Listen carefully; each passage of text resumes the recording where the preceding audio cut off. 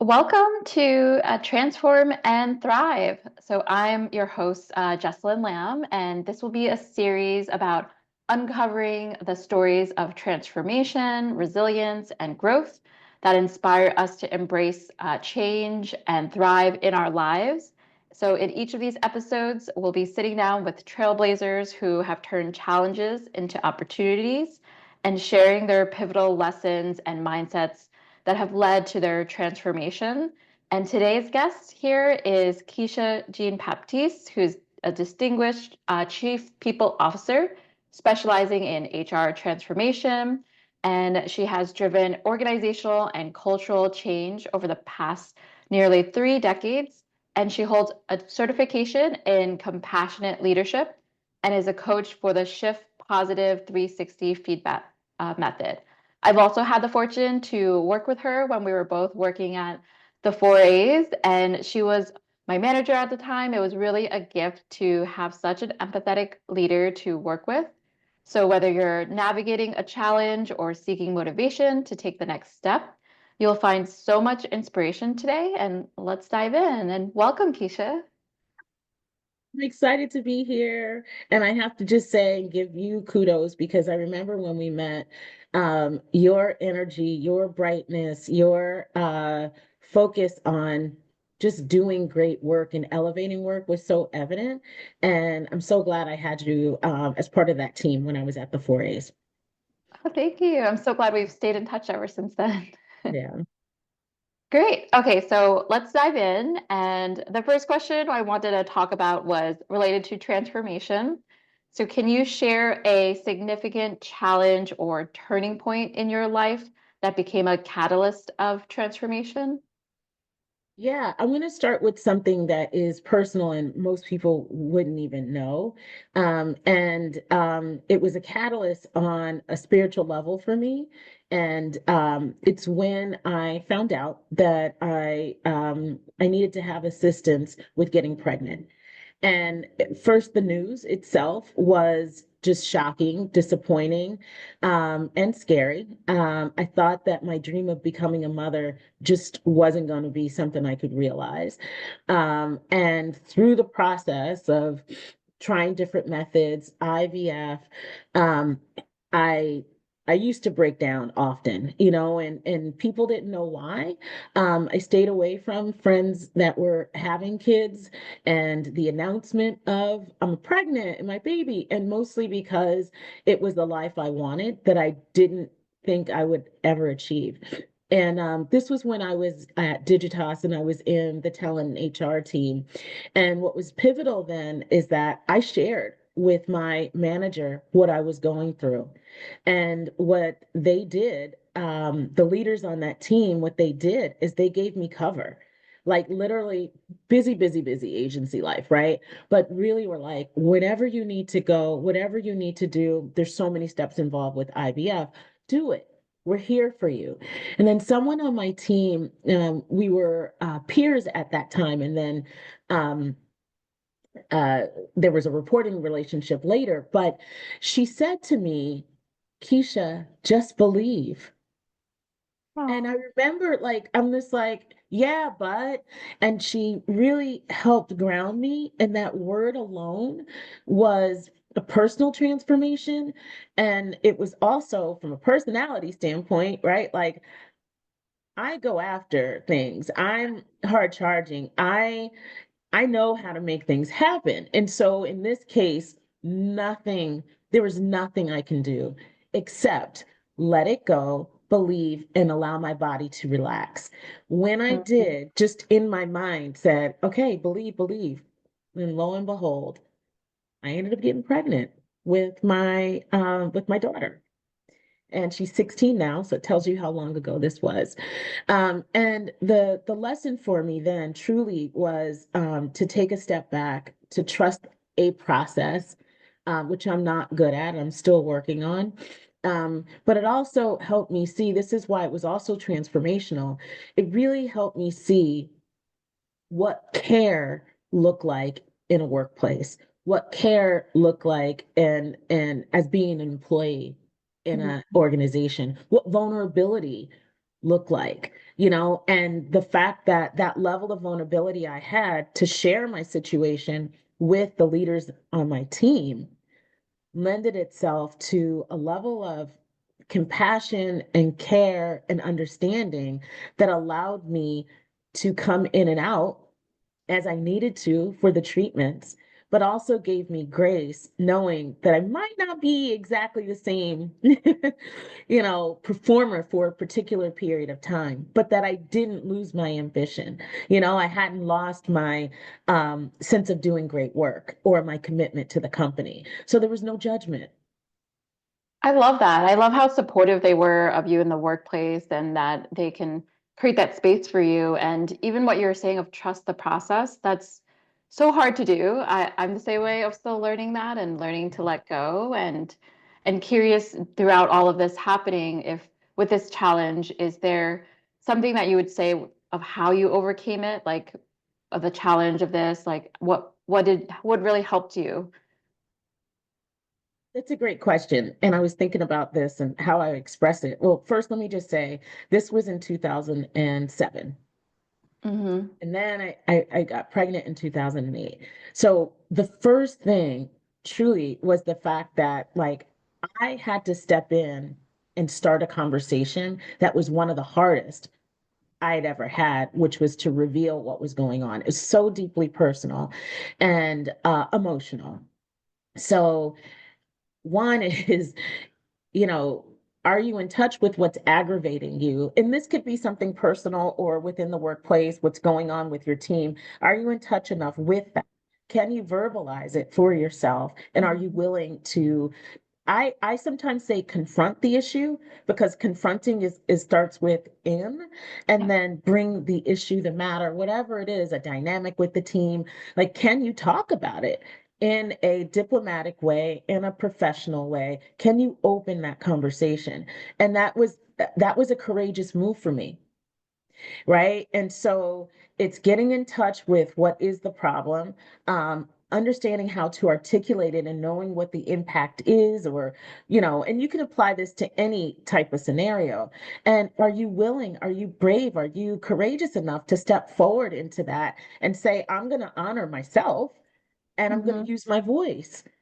Yeah. And what's the worst that can happen? I know that you can or you don't.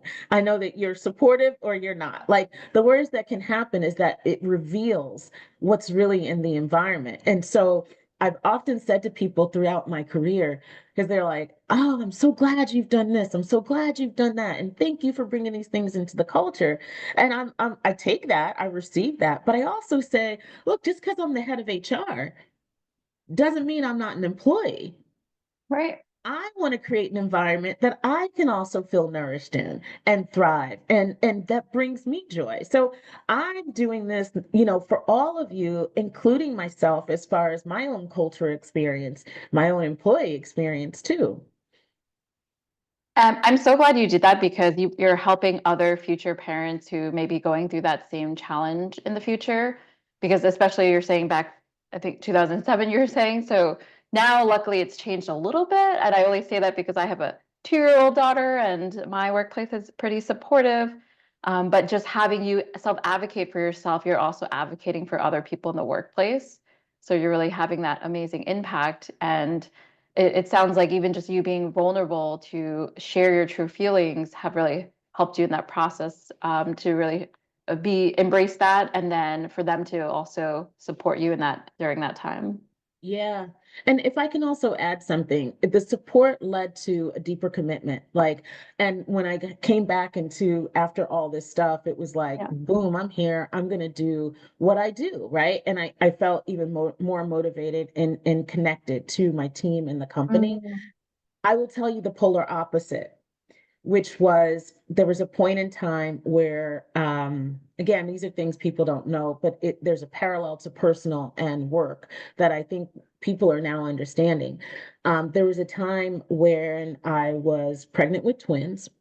I had announced it, and then I lost them. But I'd already announced at work, and I was already showing, and I had the opposite experience, which is no one wanted to talk to me about it.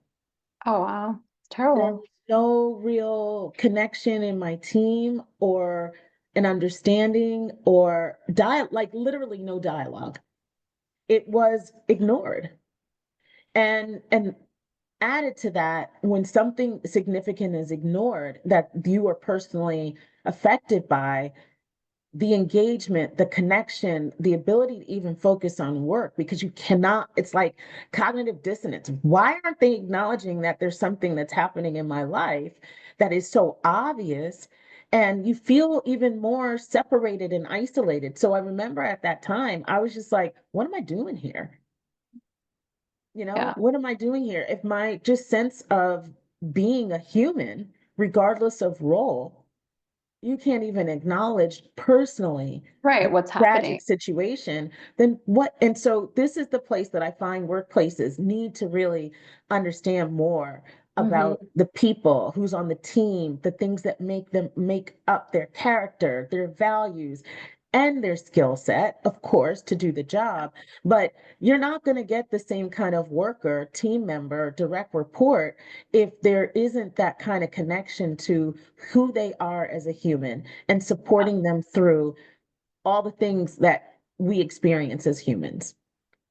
Yeah, absolutely. And you're not going to thrive in the workplace if they're not going to celebrate and really support you. It even reminds me of something that I was talking to a friend about, how you want to go to places where they're going to celebrate you and not just tolerate you. Yeah. And so it's amazing to hear that you had that support later on of like just having a workplace that really shows up and understands, sees you and like asks you how they can support you. It's really important. And I really do hope the future of workplaces change and see how important that is, that people want to show up as who they are, and then they'll be even more engaged at work. Mhm. Yeah.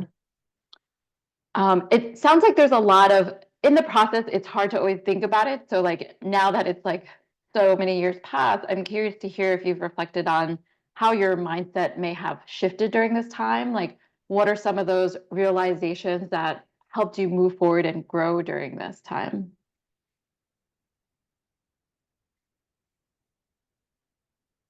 First realization was that we have work to do in HR, right? Mm, My career started in marketing, and then I pivoted into talent, uh, chief talent officer type roles, head of HR, whatever you want to call it.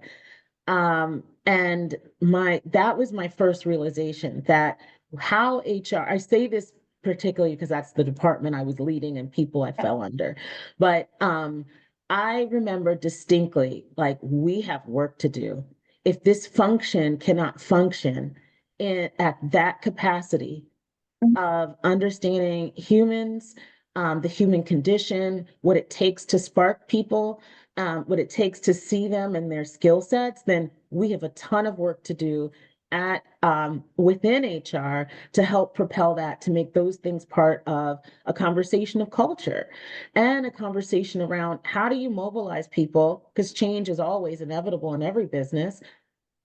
Different, 15 years ago, 20 years ago than it is now because it's so rapid. But at the end of the day, that human connection, the human touch, even when we talk about don't let tech surpass touch, right? Like, just this embedding of a mindset shift within HR, from the coordinator to the generalist to the HR business partner to benefits and comp people, to people who are specializing in immigration. You cannot lose that sense of people. And I will say, I've been hired because I'm a change agent, right? And so therefore coming into organizations, assessing like how does HR function, what are the things that the business needs, what are the things that the employees need, putting those things in place along the way. And the biggest thing I saw was that back office HR, necessary, it's the engine that every company needs to run by, absolutely. But the difference in converting has a lot to do with A mindset, I hate to say this all the time because a mindset sounds like it's nothing, but a real people orientation, a real Mhm. understanding of the commercial side of business, a real understanding of skills that need to be applied with for the business to perform. But if you're not tapping into people and developing that relationship, building some level of trust, building a reciprocal sense of we're a connection and relationship, then you're not going to have any change happen. You're going to have resistance, and you're going to have resistance all the time.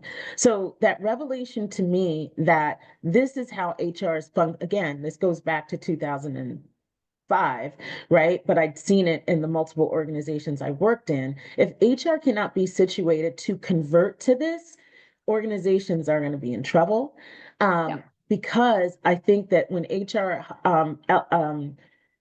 is operating at the most elevated, most expanded view, which is not only about a people orientation, but designing how the company operates, putting culture in place so that those things are necessary, then we get the most out of the environment, the people, and you can drive change from that standpoint.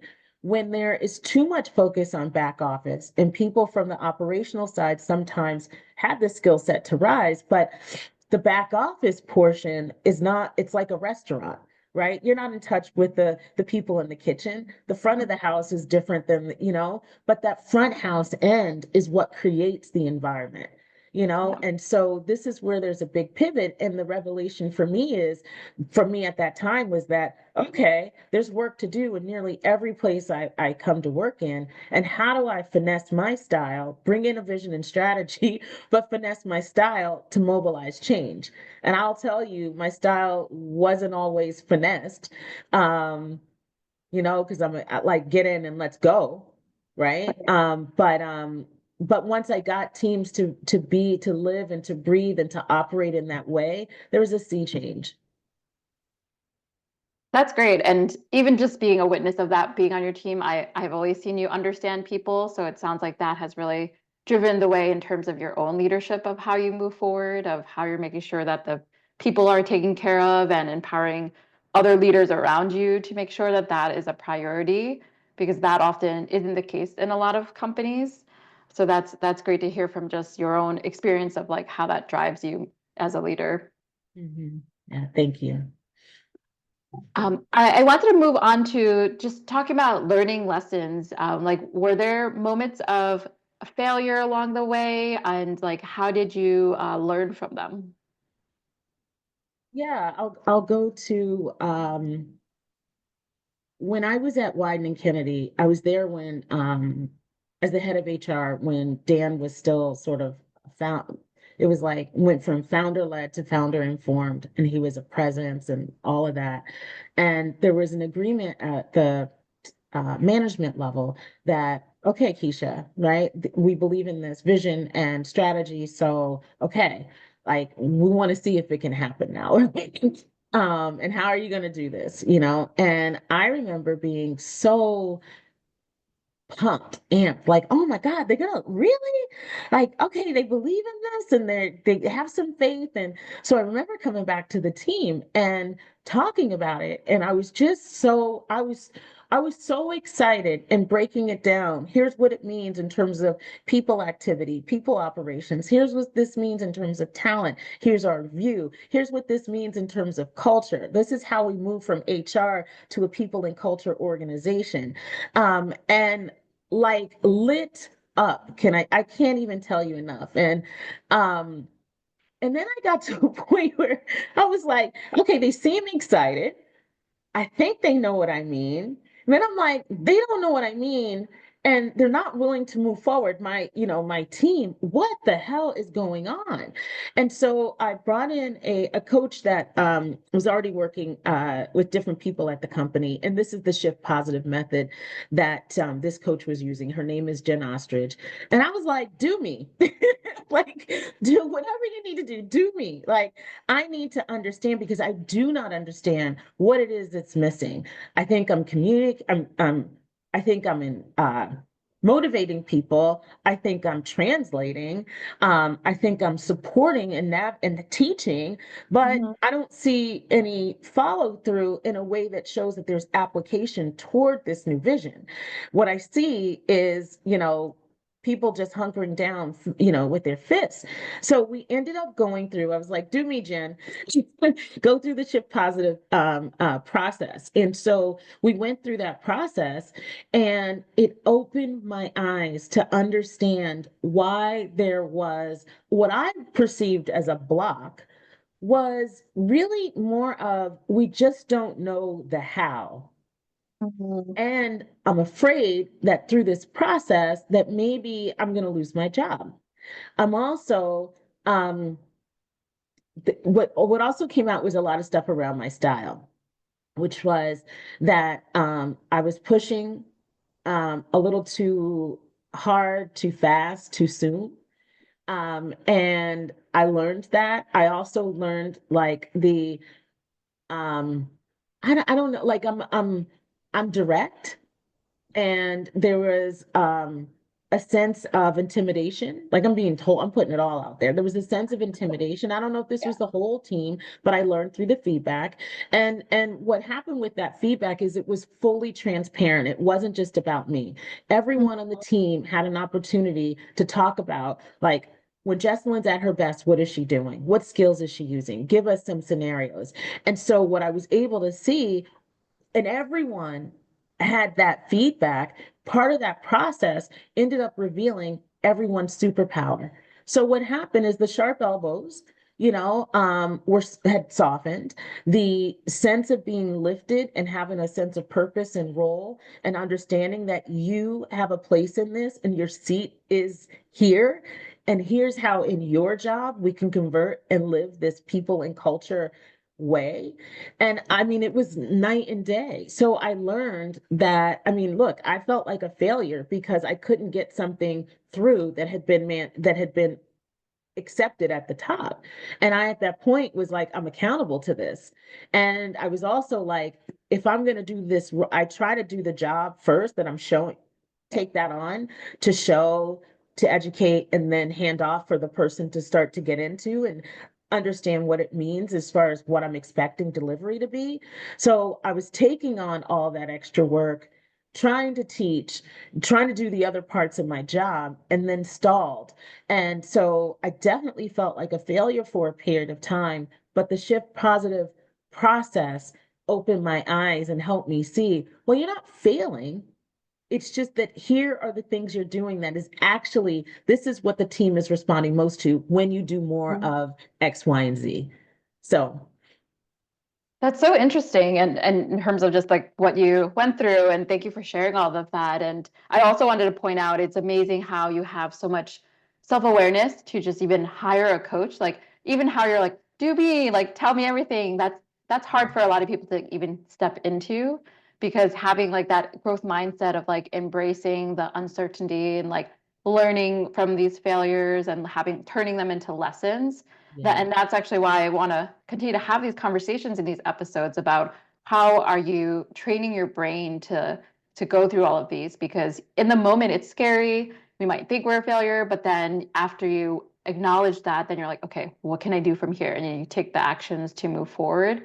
And that's exactly what you did. So that's yeah, incredible to hear the journey of like acknowledging how scary this can be and then acknowledging adjustments that you need to make to really do that and also hearing what the feedback that's also hard too where feedback is a gift but not everyone loves to hear it so, no, so just even no, you taking that time to hear that will really help you transform as a leader to how you can show up as a better leader for the team too.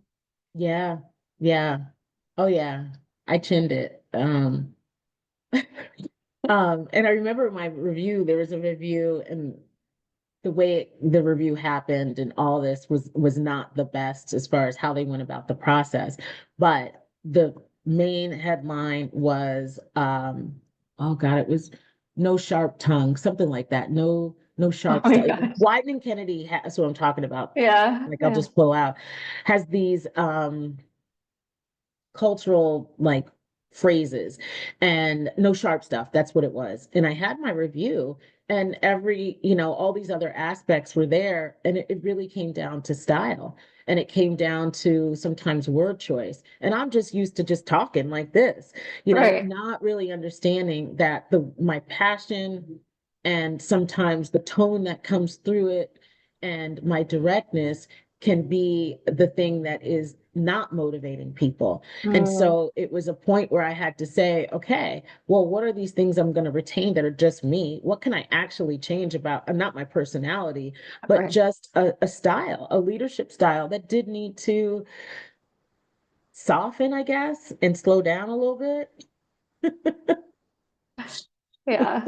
Well, and it's good that you're aware too to not change who you are, but also being able to like meet people where they are, because it sounds like just all the changes people are scared of, or like might be fearing that with like new leadership in place too. So Yeah, that's good. Yeah. yeah. The next part I did want to move into is talking about community, because as we're transforming, it's scary, it's hard, it's not easy at all in the moment.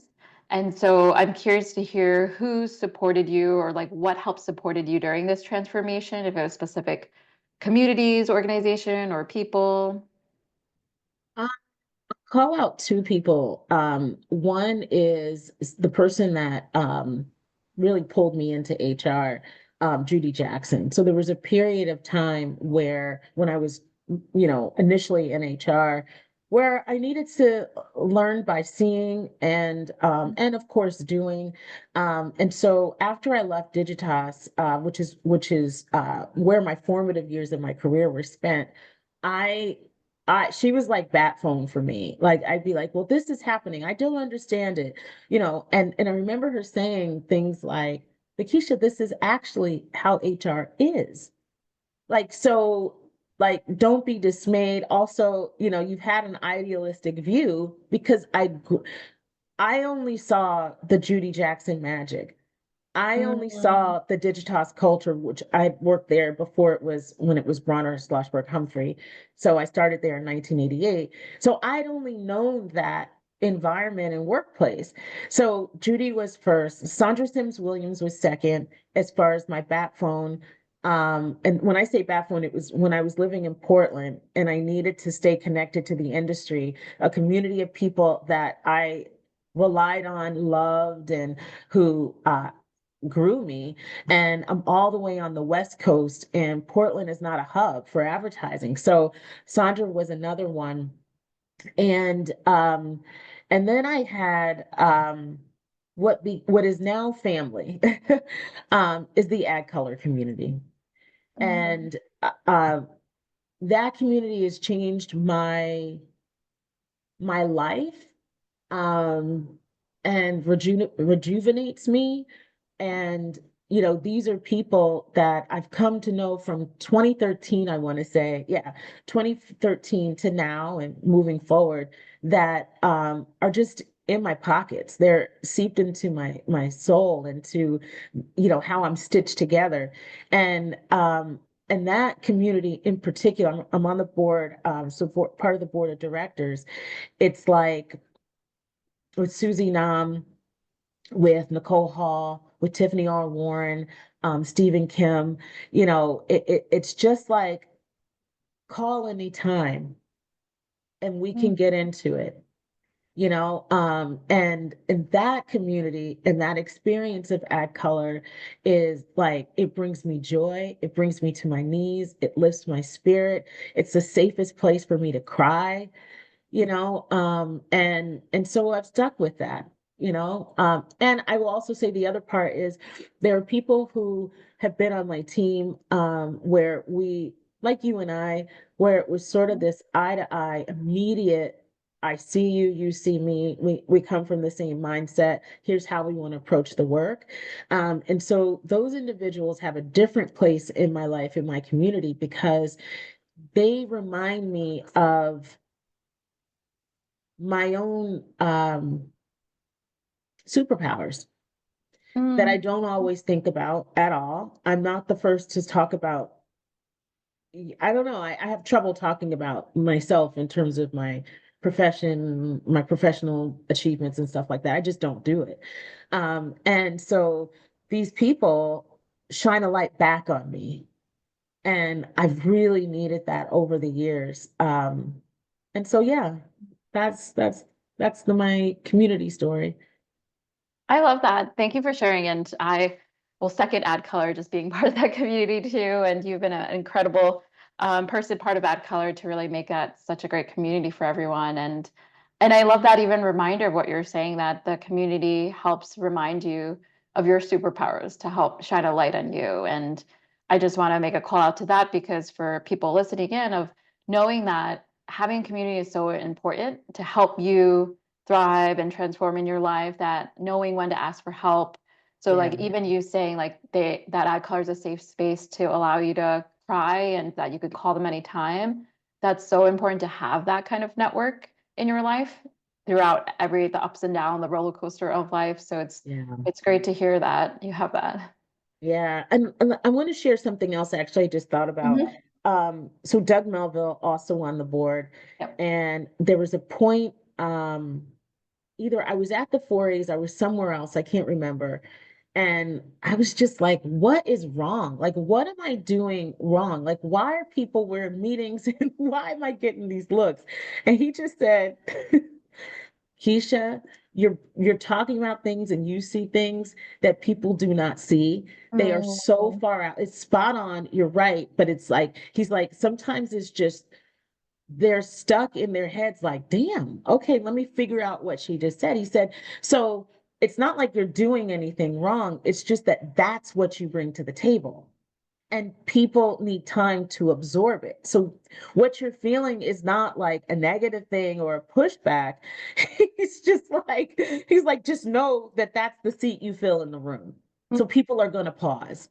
And I Yeah. was like, well, thank God someone told me because I honestly was just in my head like, God, You're like, are you you saying the know, wrong thing? Or yeah, like, yeah. yeah. Like, am I saying the wrong thing? Did I say it the right way? Am I offending people? Am I so far off? Like, you really get in your head. And he said it so simply that I was like, oh, okay. So now I understand. I can't think always in the present. Like, I'm just, my brain is not wired that way. And so I see things that I think others see, and I talk about things that I think others see, not realizing that they may or may not see that. Mhm. But yet it's the idea or whatever I'm talking about that seems to be spot on to them, or at least have some merit that creates the pause, and I just didn't know. I'm like, doesn't everybody? Well, and that's also a great superpower too, where you're making them pause and reflect to think a little bit differently. Mm. Um, well, the next one I want to hop into is talking about any thriving habits that you have, and by that I mean like what are some practical steps or habits that have helped you thrive, whether it's personally or professionally, when it comes to like helping you thrive after these kind of transformations in your life. Mhm. First is I had to learn to just be with myself, like literally Mm. solitude. And because I'm highly sensitive and an empath, I absorb emotion. And and so I really I it takes me time to get the emotions that I've absorbed out of my body. Um, and where I can think, I would say somewhat rationally, logically, rather than through the person's eyes the whole time. So being by myself, thinking, and spending time, like there are times where I will have nothing on, no TV, no music, and I can just sit and be with myself and be with my thoughts. I can write. The other thing is, along that path is finding things that are like nature is grounding, right? Like, so finding things to do or places to be that ground you again. Mhm. And so for me, walking, seeing water, or driving, I love driving. And I can do all those things by myself, and it helps to clear. And it also helps, like I said, to get the emotions out of my body and just on the table. Um, I've been listening to affirmations. I'm trying to figure out how to meditate. So what I'm doing now is I listen to affirmations on YouTube. I follow and listen to a guy by the name of Wayne Dyer, who is no longer living, but he's done a number of talks and like a spiritual guru. And so those are the things for me. I'm a spiritual person more than religious, but I do believe in God and I'm Christian. It's just more that I like to tap into the universe. Like that's my way. And so putting these things in, like being by myself, being with my thoughts, and trying to meditate, learning how to just be quiet, meditating being different than being by myself, just the first thing I said. Yeah. And so when I listen to the affirmations, I mean, I have things on my wall right now just written on in marker on a Oh, I love. white sheet of paper. And what I wrote earlier this week is I'm not accidental and I Mm, am not an accidental success. right. And so I'm a solopreneur now.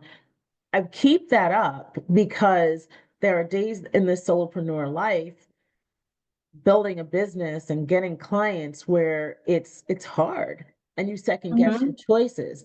And Yeah. so I'm not accidental means I was in all the places that I needed to be in. My life was created with a purpose. There's a higher level, of if I tap into the universe, those gifts are there, they become present. And then the other part is I'm not an accidental success to mean that I'm going to get to the point, I'll be past this point at some point. I don't know when. I'll get past this point of feeling like like what did I do? And so those are the things that I've been doing more recently like as far as routines and practices in my daily life. Those are great. I mean, because you have such a great list of them to really help you, and it is a habit where it takes more than just one time. So just to have Mhm. that list of like a menu of options that you can grab them and do them whenever you want. I mean, even just being able to unplug and sit in solitude is so important because I like to remind people where it's like you have to speak to yourself like you would with as your own best friend. So I love that you have these affirmations as that's a reminder of like what are you feeding and nourishing your brain with the thoughts that you're saying about yourself and your life that you're creating. So that's really amazing. It sounds like you already have a incredible way of like living a thriving like life and you're like have all these things that you can reach out to as like resources. Yeah. And I get down. I mean, not, like, don't get me wrong. There are times where, I mean, I have depressive days or moments or hours in a day, which is when I know so much like, okay, either you need nature or music or Mm, yeah. something else. But I also have learned this is actually, I should have said this. I'm learning, not learned. I'm learning how to name my emotions and Mm, to accept what that emotion is. yeah. I literally will say, oh, okay, that I learned how like what anxiety feels like in my body. Where does it show up in my body? Right. I learned where anger sits in my body. And just to, okay, you're angry right now. Fine. You're agitated. Okay. You're sad. What does that mean? And so because I can, and then also let me say peace, right? Like, what does it Mhm. look like in my eyes, in my face? And I'm going that deep um, because I need to thrive. Like, I Yep. wasn't doing this before. So, to your point, the thriving has come from, and I would call it like nourishing, like planting seeds and all the stuff, that has literally come from doing the work on the inside. I love that. And that actually leads me to my next question of defining thriving. So like how this transformation has really shaped who you are today. Like what does thriving mean specifically to you? So that's a hard word. And I know we see it in so many different places. So I guess the way I can think of it now is different than what I would have said maybe a year ago. Mhm. So in order to thrive, you have to plant seeds. and you need people to plant seeds for you, not just you planting your own seeds. And this was the big, like, who is watering my garden? Hmm. Right? Like if I plant my seeds, are you going to plant some? And who are the people that I need around that I know are going to plant those seeds? We might call it who will pour into you, And so thriving for me has been learning the fact that it's a reciprocal thing, and that it's got like there's a process to it. You don't just get to a state of thriving. You plant the seeds, maybe you water the flowers, you trim the grass, you trim the weeds. Like that is all part of the thriving because essentially thriving means you're growing, Yeah. and the soil, like to me, and I told you, I'm very spiritual and some of this stuff may not, sound as coherent to people. I don't know. But for me, that's how I look at it. It's connected to everything I also said about naming emotions. So the environments that I know that I thrive best in and the people that I know I thrive the most around are the ones that are willing to plant seeds, pour the water for me when I Hmm. can't, and to watch me blossom and to accept that, you know, I am who I am, whether and not the too much of this, too much of that, but being that they see that I'm perfectly situated as I am, imperfectly perfect, right? And they are willing to accept and celebrate and value and hold space. That's what I know I need to thrive. Mm.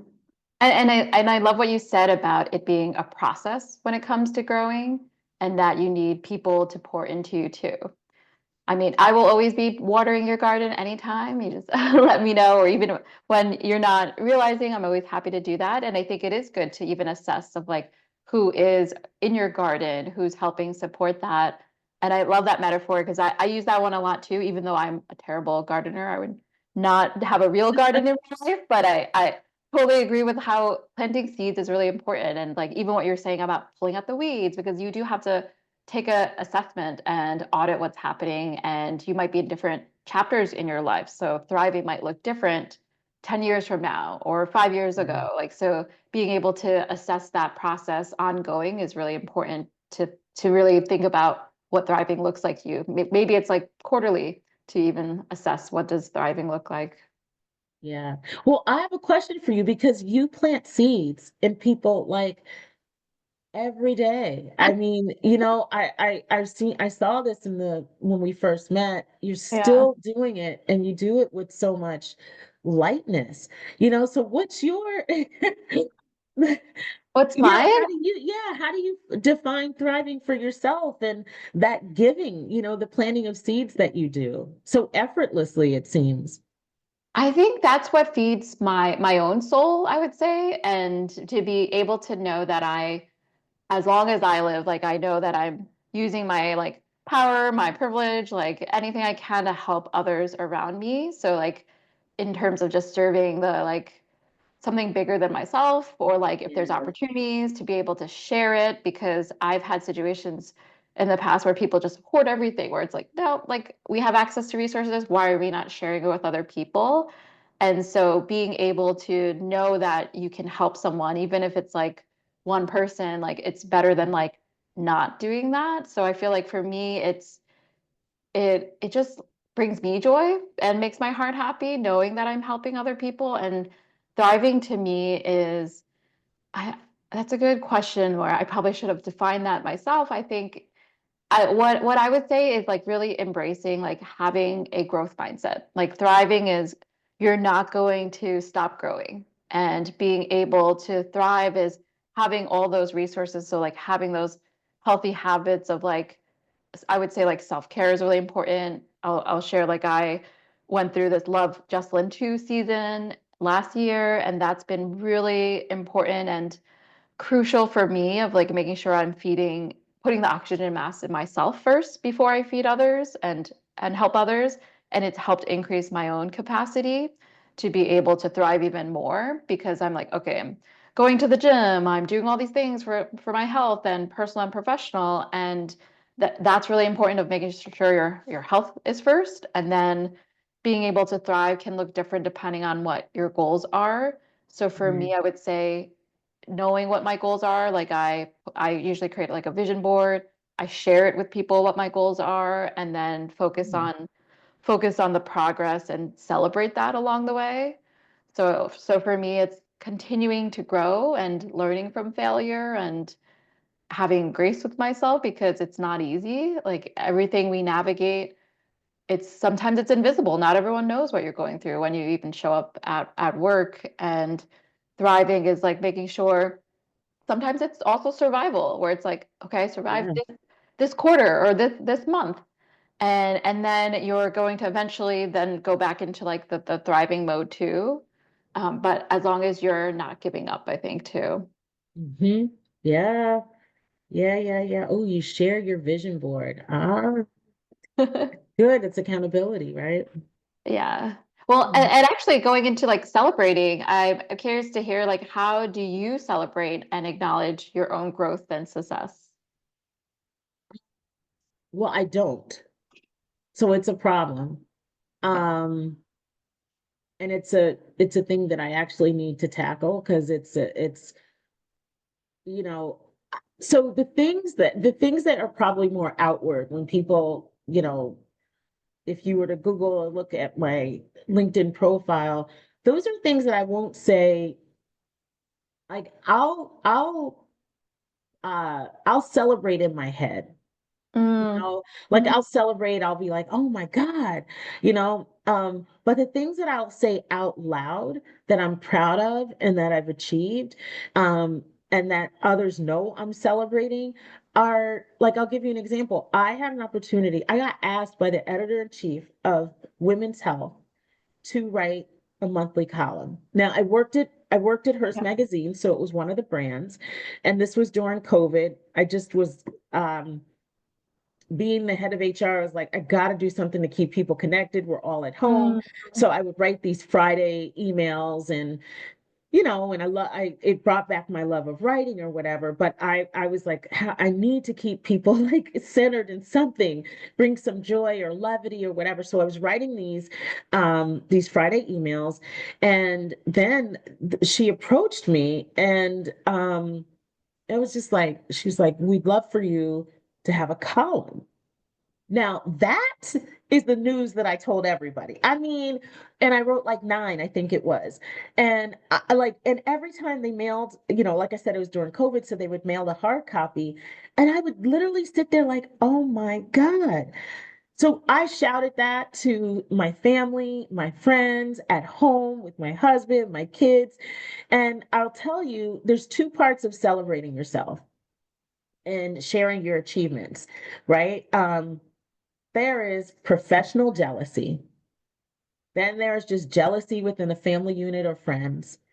And what I realized about myself that holds me back from sharing is for the fear of poking at that jealousy and someone talking it down or wanting to criticize, either that they want a side eye, right? Like, and then suddenly you're like, okay, you're hating on me from afar, but you're in my face and saying something different. So I realized a long time ago growing up, I'm like, I'm not inviting that into my life. And you know what? I don't need to talk about myself. I know, and it's good enough for me to know. But what's happened is that I don't sit in that moment. mm, right. That's also not good. I don't sit in that moment and I'm choosy about where I share. And I haven't even felt comfortable sharing at home, to be honest. Yeah. Yeah, well, I would say that's an area of like improvement or like think of it like a skill, I would say. And because it's not easy to celebrate ourselves all the time and it could even start small of like the things that you want to celebrate because it's also a really great way to rewire our brain to be like, okay, this is amazing and then you amplify and welcome and create space for more of it to happen. Yeah. I think that's And I'm happy to be your accountability there too, of checking in to celebrate you because you do such amazing things that I want to make sure you take that time to acknowledge it. Thank you. I Well, need that push. before we wrap up, I have another question of just asking some resources from you, like if there are habits, tools, resources that you'd like to share for people to help them when it comes to maintaining momentum for their own transformation, or like what's helped you during Mhm. your journey. Yeah. One thing that I came across recently, because as you mentioned earlier, I'm accredited to teach a compassionate leadership certification program. Mhm. So there's a lot of stuff I turn to as resources. And the thing that, when I said naming emotions, there's an emotional guidance scale, and the scale is literally shows emotions tied to spiraling down, emotions tied to spiraling up. And Oh, that's that interesting. visual alone has helped me just say, it's okay to be wherever you are. But if you keep yourself, the danger and the harm and the suffering you cause yourself is when you stay in the spiral down. So what are the practices that help you get up and move up? Not saying that anyone can live in a state of nirvana. I mean, Right. you think about Gandhi, maybe, you think about profit, like different in a spiritual sense or a religious sense. But ultimately, our job as humans, I think, is to just recognize where we are in that moment. So this visual, which I'll give you a link to it, um, it's really helped me. There are other things professionally, I would say, but I think in this moment that we're living in, with so much uncertainty, with some fear in various communities, with confusion and tension, you know, understanding where you are and understanding what pains you, where your suffering exists, and where you can find your peace, I think is the biggest thing that any one of us can try to do now. Yeah, no, thank you for sharing that. And yes, definitely we'll add in the link to this episode so that people can have access to that.